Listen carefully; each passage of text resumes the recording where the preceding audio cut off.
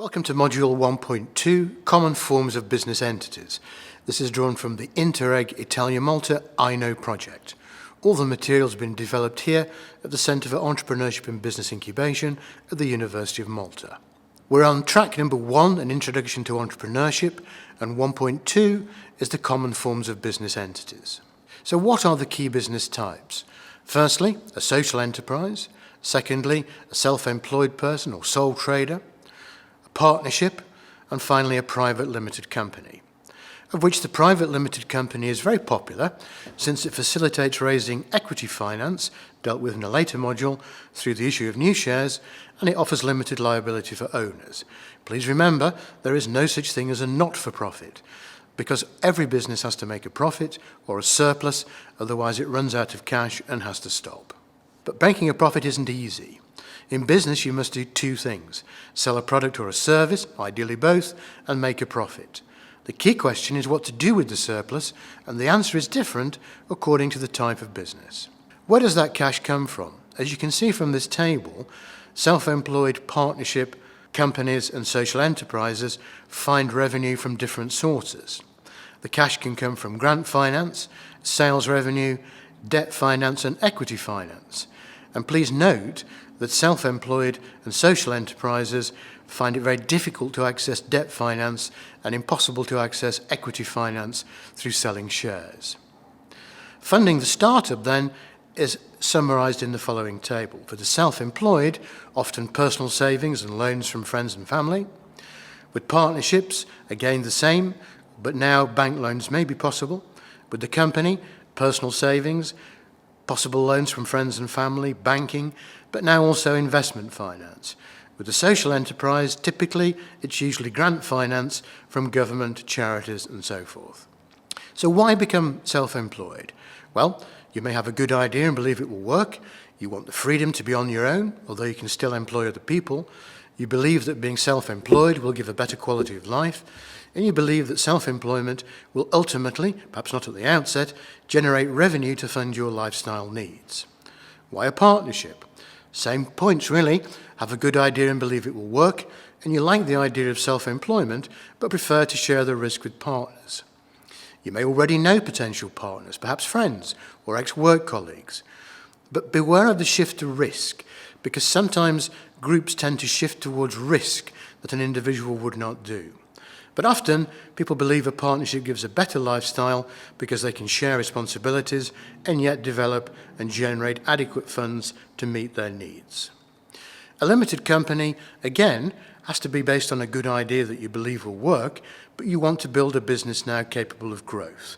And that may require access to significant funding to develop products and/or services prior to generating a revenue. And that can be done with equity finance, as we'll see in a later module, where you sell shares to generate cash to allow the company to make progress. Perhaps you also like the idea of founding, leading and building a team, and you want limited liability.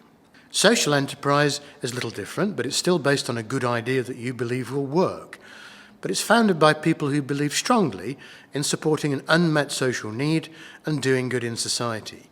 You still need to have a plan and a budget that indicates you'll be able to do what you want, while still being able to take a salary to meet your personal needs. Ideally, you should have a link with a grant awarding body that is supportive of the idea. What happens to any surplus that you make? Well, there are 4 choices. You can retain the profit within the enterprise. The profit can go to the founder or to others, or you can donate the profit. And this table summarises what can happen. Notice, of course, in the social enterprise that any profit is not distributed to founders or others, but it's used to deliver good services to beneficiaries within the community.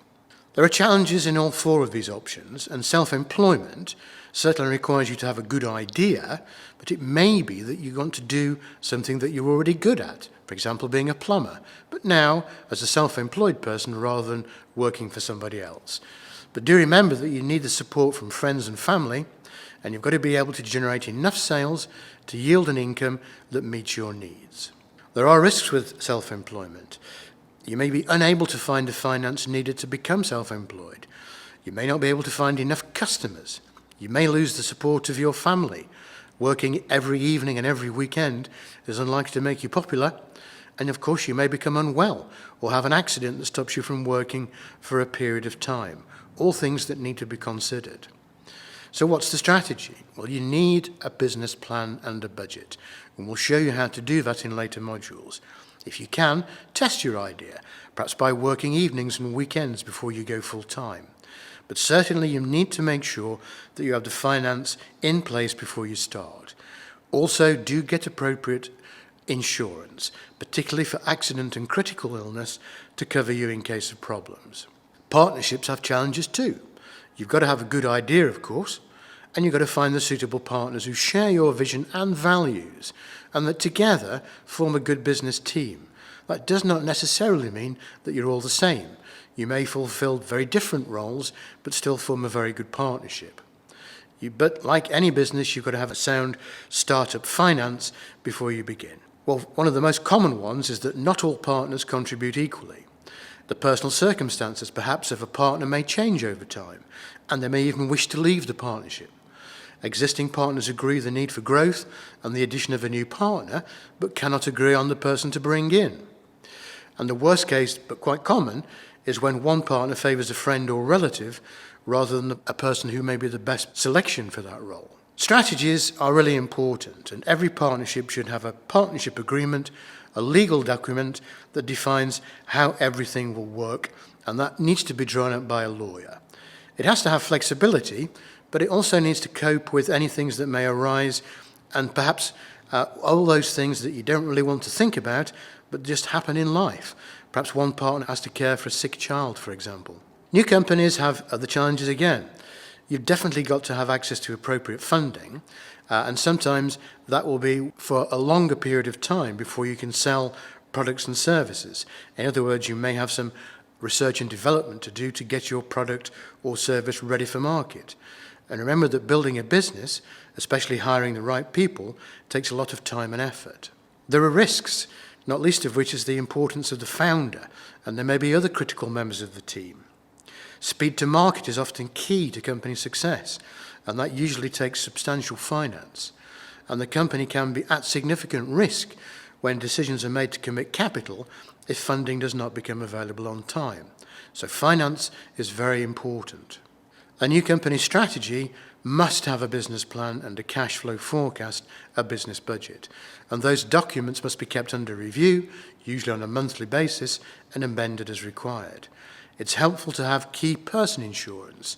This is a type of insurance that pays money to the company if the founder or another key person is unable to work. And it must trade solvently, only commit to expenditure when finance availability is confirmed. Social enterprise has a different set of challenges. The founder or founders need to have a clear vision as to the social need and how you'll address that. You must have access to funding, which can be a combination of grant funding and perhaps some sales revenue, but they require energy and inspiration from the founder. The team will be required with long-term commitment. There are risks. You may be unable to secure the funding you need. You may be unable to secure funding for subsequent years. And a social enterprise, remember, is not a project that starts and stops. It's a business that started with a view of becoming sustainable. And in this day and age, there may be competition from new charities or social enterprises, and that may reduce your ability to access funding. The strategy is always very difficult. Many social enterprises deliberately spend less than they receive in early years in order to build a cash reserve. After a few years, that reserve may be equal to the expenditure for an entire year, and that gives some protection and time to adapt if and when circumstances change. So this is the end of this presentation, and here's where in the lecture format we'll be taking questions. But for now, thank you for watching this presentation.